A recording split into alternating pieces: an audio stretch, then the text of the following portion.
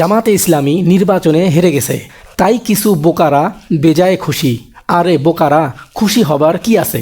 এই প্রথম প্রধান বিরোধী দল হিসাবে সংসদে যাচ্ছে জামাত।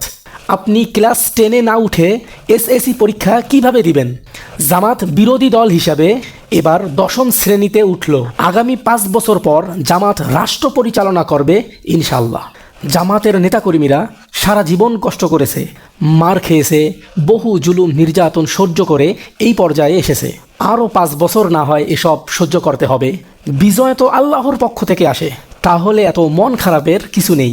সংগঠন, পরিবেশ, মিডিয়া, আইন শৃঙ্খলা বাহিনী, কাউকে দোষ দিবেন না। মনে করেন দোষ আমাদের। বাংলাদেশ জামায়াত ইসলামী আমাদের প্রাণের সংগঠন। হারুক বা জিতুক, আমরা আগের মতোই বাংলাদেশ জামায়াত ইসলামীকে ভালোবাসি। আর সবচেয়ে বড় কথা হলো, এবার ভোট খুব শান্তিপূর্ণভাবে হয়েছে। বাংলাদেশের নির্বাচনের ইতিহাসে মানুষ মরে নাই এমন নির্বাচন আর কখনো হয়নি। বিজয়ীদের অভিনন্দন জানান আর বলুন, দেশটা দায়িত্ব নিয়ে সুন্দরভাবে পরিচালনা করুন। আমাদের পাশে পাবেন।